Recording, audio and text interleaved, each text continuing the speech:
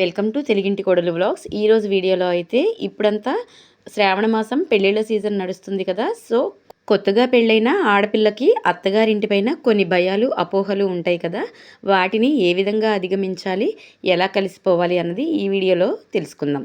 అయితే నా వైపు నుంచి చిన్న రిక్వెస్ట్ అండి, ఎవరైనా మొదటిసారి మన ఛానల్ని చూస్తున్నట్లయితే కనుక నేను మీ స్నేహవల్లి తెలుగింటి కోడలు ఛానల్ని సబ్స్క్రైబ్ చేయండి. ఉపయోగపడే కంటెంట్, ఆధ్యాత్మిక విషయాలు ఎప్పుడు కూడా మన ఛానల్లో పోస్ట్ అవుతూనే ఉంటాయి. మీరు చేసే ప్రతి చిన్న లైక్ అండ్ సబ్స్క్రిప్షన్ ఈ ఛానల్కి ఎంతగానో ఉపయోగపడుతుంది. అలాగే వీడియోని లైక్ చేసి షేర్ చేయడం మాత్రం మర్చిపోకండి. ఇలా లైక్ చేయడం వల్ల ఈ వీడియో మరొకరికైతే షేర్ అవుతుంది. సో ఫ్రెండ్స్, వీడియోలోకి అయితే వెళ్ళిపోదాం. మ్యారేజ్ అయిన తర్వాత ఆడపిల్ల జీవితం ఒక్కసారిగా మారిపోతుంది కదా. కొత్త వ్యక్తులు, ఇల్లు, బాధ్యతలు, మెట్టినింట్లో అసలు ఎలా మసులుకోవాలి, వాళ్ళు తనని ఎలా రిసీవ్ చేసుకుంటారో అన్న కంగారు కూడా ఈ ఆడపిల్లలో ఉంటుంది. నవవధువుకి చదువు, తెలివి, కలివిడితనం ఎంత ఉన్నా సరే, బయట ఎంత సమర్థురాలైనా సరే, పెళ్ళైన తర్వాత అత్తగారిల్లు ఎలా ఉంటుందో, అక్కడ పరిస్థితులు ఏంటో, లోటుపాట్లు ఏంటో అనే కంగారు మొదలవుతూ ఉంటుంది కదా. దీంతోపాటు ఆందోళన, ఒత్తిడి, అలాంటి పరిస్థితులను ఎలా ఎదుర్కోవాలి అనే ఆలోచన కూడా కొంచెం ఎక్కువగా ఉంటుంది. సో ఇలాంటివి కొన్ని పాటిస్తే మన ఇల్లు మనం చక్కగా తీర్చిదిద్దుకోవచ్చు. కొత్తగా పెళ్ళైన నవవధువు అత్తగారిల్లు అనగానే ముందుగానే ఏవేవో ఊహించుకుంటూ ప్రతికూల ఆలోచనలు చేసేస్తూ ఉంటారు. అలాంటివి అస్సలు చేయకండి. అలా చేయడం వల్ల మొదటికే మోసం వచ్చి ఎన్నో అనర్థాలకు దారితీస్తుంది. దీనికి బదులుగా మీరు అక్కడ నేను ఎలా నెగ్గుకు రాగలను అన్న ధైర్యాన్ని పెంచుకోండి. మీ పెద్దవాళ్ళు, స్నేహితుల అనుభవాలు తెలుసుకోండి. ఇలాంటివి మీకు జీవితంలో మంచి పాఠాలుగా అవుతాయి. అలాగే జీవితంలో ఎన్ని సమస్యలు ఎదురైనా సరే కుటుంబ సభ్యులందరినీ కలుపుకుంటూ జీవితాన్ని, ఆ కుటుంబాన్ని ధైర్యంగా ముందుకు తీసుకెళ్తున్న మహిళామణులు ఎంతోమంది ఉంటారు. వాళ్ళని ఆదర్శంగా తీసుకోండి. అసలు ఎలా అర్థం చేసుకోవాలో అత్తగారింటిని తెలుసుకుందాం. ఏ బంధాన్నైనా ప్రారంభించే ముందు అవతల వాళ్ళని అర్థం చేసుకోవడం అనేది ఇంపార్టెంట్.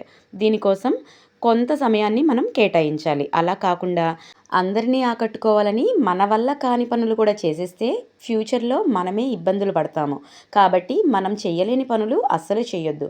లేనిపోని ఆశలు అవతల వాళ్ళకి కల్పించవద్దు.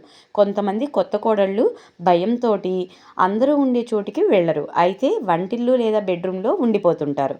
అలా కాకుండా కుటుంబ సభ్యులంతా మాట్లాడుకునే సంభాషణలో పాలు పంచుకోండి. అప్పుడే కదా వాళ్ళేంటో మీకు అర్థమవుతుంది. ఇక్కడ చాలామంది చెప్పేది ఏంటి అనంటే, అత్తగారింట్లో భర్త, అత్తగారి తరపు వాళ్ళు అందరూ కూడా ప్రతి విషయం డిస్కస్ చేసేటప్పుడు కోడల్ని ఎంటర్ అవ్వనివ్వరు అన్నమాట. వాళ్ళే డిస్కస్ చేసుకుంటూ ఏకపక్ష నిర్ణయాలు తీసుకుంటారు.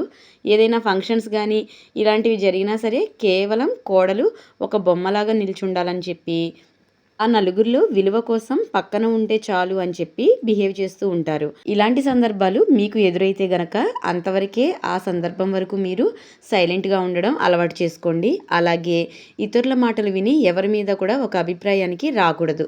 చాలామంది ఇంట్లో ఇదే జరుగుతూ ఉంటుందన్నమాట. ఏమంటూ ఉంటారంటే అత్త కోడళ్ళకి అస్సలు పొసగదు అని చెప్తూ ఉంటారు. ఇది పూర్తిగా అయితే నిజం కాదు.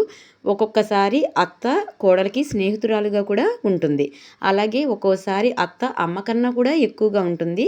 ఇలాంటి సందర్భాలు కూడా కొన్ని ఉన్నాయి. సమాజంలో అత్తగారి రోల్ పైన ఒక నెగిటివ్ని క్రియేట్ చేశారని చెప్పి అదే నెగిటివ్ దృష్టితో మన అత్తగారిని అయితే చూడకూడదు.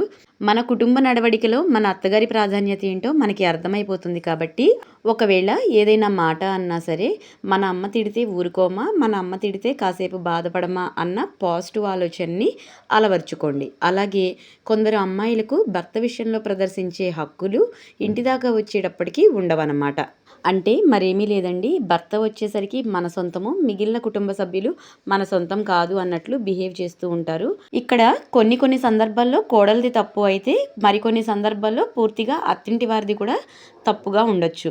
ఎందుకు అనంటే, ఒక ఇంటి ఆడపిల్ల మన ఇంటికి వచ్చినప్పుడు పూర్తిగా కుటుంబ బాధ్యతలు కానీ, కుటుంబంలో జరిగే ప్రతి విషయం కూడా కోడలికి ప్రాధాన్యం ఇవ్వాల్సిన అవసరం ఉంది. తనేదో బయట నుంచి వచ్చింది, మన వాళ్ళు డిస్కస్ చేసుకుంటే సరిపోతుంది కదా అన్న ఆలోచనతో అత్తగారు వాళ్ళు ఉంటే గనక కొన్ని చిన్న సమస్యలు తప్పవు. ఇలాంటి వాటిల్లో భర్త సపోర్ట్ గనక అమ్మాయికి ఉంటే కొత్త కోడల్లో ఉన్న భయాలు, అపోహలు కొన్ని తొలగిపోతాయి అన్నమాట. ఈ విధంగా భర్త సపోర్టు ఉండేలా అయితే చూసుకోండి. అలాగే ఈ రోజుల్లో భార్యాభర్తలు ఇద్దరు కూడా పనుల నిమిత్తం నగరాల్లోనే ఉంటున్నారు కదా. ఇలా ఉన్నప్పుడు అంటే జాయింట్ ఫ్యామిలీస్లో కలిసి ఉండకుండా భార్యాభర్తలు విడిగా ఉంటున్నప్పుడైతే కనీసం 3 నెలలకు ఒకసారైనా అత్తమామలను కలిసేలా ప్లాన్ చేసుకోవాలి. అప్పుడే అత్తగారింటితోటి మనకున్న అనుబంధం కొంచెం బలపడుతుంది. అలాగే ఒకరిపైన ఒకరికి ప్రేమ కూడా పెరుగుతుంది. అలాగే కుటుంబంలో ఆధిపత్య పోరు లేకుండా స్నేహంగా ప్రతి ఒక్కరితో మెలిగేలా చేయాలి. కొంతమంది ఎంత స్నేహంగా ఉన్నా సరే బయట నుంచి వచ్చిన అమ్మాయి కదా అని చెప్పి ఈ అమ్మాయిని చాలా వాటిల్లోకి ఎంటర్వ్వనివ్వకుండా ఉండేటట్టు చూస్తారని చెప్పే అభిప్రాయం కూడా ఉంటుంది. అలాంటి నెగిటివ్ ఆలోచనలు అయితే మనసులోకి రానివ్వకండి. ఇలాంటి ఆలోచనలు వస్తే మొదట్లోనే మీ వైవాహిక జీవితం బీటలు వారే ప్రమాదం అయితే ఉంటుంది. సో ఆచితూచి అడుగు వేయాల్సిన ఆలోచన ఎంతైనా ఉందన్నమాట. అలాగే ఈ రోజుల్లో ఎక్కువగా కులాంతర వివాహాలు, మతాంతర వివాహాలు జరుగుతున్నాయి కదా.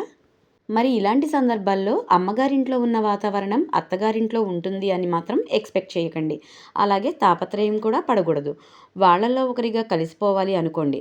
వాళ్ళ ఆచారాలని గౌరవించాలి అన్న విషయం మీరు మర్చిపోవద్దు. అలాగే ఒక కొత్త సాంప్రదాయాన్ని తెలుసుకోవడానికి మనకి ఒక అవకాశం వచ్చింది అనే పాజిటివ్ ఆలోచనతో ముందుకు సాగిపోండి. ఇది మీ జీవితాన్ని అందంగా తీర్చిదిద్దుకోవడానికి ఉపయోగపడుతుంది. అలాగే కొత్తగా పెళ్ళైన ఆడపిల్లకి జీవితంలో భర్త సపోర్టు ఎంతైనా ఉండాలి. భర్త సపోర్ట్ లేనిదే ఆడపిల్ల వైవాహిక జీవితంలో ఏమీ చేయలేదు. ఒకవేళ భర్తకు గనక తోబుట్టువులు ఉంటే ఆ తోబుట్టువులను కూడా వాళ్ళ అత్తగారింట్లో విలువ ఇవ్వకపోతే ఎలా ఉంటుందో ఒకసారి వివరంగా అర్థమయ్యేలాగా చెప్పి చూడండి. లేదంటే వాళ్ళ మనస్తత్వానికి వదిలేసి అక్కడ ఉన్న సిచ్యువేషన్కి మీరే సైలెంట్గా రాజీ పడిపోయి పక్కకొచ్చేసేయండి. కొన్ని రోజుల తర్వాత పరిస్థితులు దానంతటా అవే సద్దుమణిగిపోతాయి. అలాగే కొత్తగా పెళ్ళైన నవవధువు తెలుసుకోవాల్సిన ముఖ్యమైన విషయం ఏంటంటే అత్తగారింట్లో జరిగే ప్రతి విషయాన్ని ఫోన్ చేసి తల్లికి చెప్పడం. ఇక్కడేనండి వైవాహిక జీవితానికి బీటలు వారే పరిస్థితి ఏర్పడే సందర్భం అన్నమాట. అత్తగారి బిహేవియర్ వల్ల కుటుంబాలు చిన్నాభిన్నమవుతున్నాయన్నది ఎంత వాస్తవమో, ఆడపిల్ల ప్రతి విషయం తల్లికి చెప్పడం వల్ల, తల్లి జోక్యం వల్ల కూడా భార్యాభర్తల జీవితాలు విచ్ఛిన్నమవుతున్నాయన్నది కూడా అంతే వాస్తవం అని చెప్పి తెలుసుకోవాలి. ఒకప్పటి రోజుల్లో అయితే ఫోన్లు అందుబాటులో ఉండేవి కాదు కాబట్టి ఆడపిల్ల ప్రతి విషయంలో కూడా సర్దుకుపోయే గుణాన్ని అలవర్చుకునేది. లేదు అనుకుంటే అత్తగారింట్లోనే ఉండి కొన్ని రోజులు ఓపిక పట్టి ఆ పరిస్థితులు సద్దుమణిగాక మళ్ళీ లైఫ్ బాగుండేలా చూసుకునేది. కానీ ఈ రోజుల్లో ఫోన్లు అందుబాటులో ఉండడం వలన పుట్టింట్లో ఏ విషయాన్నైనా సరే ఈజీగా తల్లికి నవవధువు చెప్పేస్తోంది. ఇలా చెప్పడం వల్ల తల్లి అనవసరంగా జోక్యం చేసుకొని తన ఇంట్లో ఎంతో సుకుమారంగా పెరిగింది తన కూతురు కాబట్టి అత్తగారింట్లో ప్రతి చిన్నదానికి కూడా ఎక్కువగా రియాక్ట్ అయిపోయి కంగారు పడిపోయి అనవసరమైనటువంటి రాంగ్ డెసిషన్స్ ఇవ్వడం, అనవసరంగా తల్లి ఎక్కువగా జోక్యం చేసుకోవడం వల్ల వాళ్ళు చెప్పిందే కరెక్ట్ అనేటువంటి అపోహలో కూడా నవవధువు ఉంటుంది. దీనివలన సొంతంగా తన నిర్ణయాలు ఆలోచించి తీసుకునేటువంటి విధానాన్ని కోల్పోతుందన్నమాట. అలాగే కుటుంబంలో పంతాలు పట్టింపులు పెరిగిపోయి గొడవలకి దారితీస్తుంది. అలాగే సర్దుకుపోయే మనస్తత్వాన్ని కూడా తొందరగా కోల్పోతుంది. ప్రతి చిన్న విషయాన్ని తల్లికి చేరవేయాలి అన్న ఆలోచన పెరిగిపోయి ఈజీగా ప్రతి విషయాన్ని కూడా చేరేస్తూ ఉంటారు. దీనివలన అనవసరమైన ప్రాబ్లమ్స్ అలాగే వైవాహిక బంధానికి గండిపడే అవకాశాలు ఎక్కువగా ఉంటాయన్నమాట. సో మొదటి నుంచి కూడా ఇంతకుముందు ఎలా ఉన్నా పెళ్ళైన తర్వాత మాత్రం సర్దుకుపోయే మనస్తత్వాన్ని అలవర్చుకోవడం చాలా మంచిది. అలాగే ఇల్లు కుటుంబం విషయంలో మనం ఏం చెప్పాలనుకున్న పరిస్థితులు, బంధాలు, ఆర్థిక, సామాజిక అంశాలని బేరీజు వేసుకొని ఆలోచించి చెప్పాలి. ఒకవేళ చెప్పిన తర్వాత కూడా మన మాటకి విలువ ఇవ్వకపోతే అప్పటికి ఆ సందర్భంలో మౌనంగా ఉండడం చాలా ఉత్తమం అన్నమాట.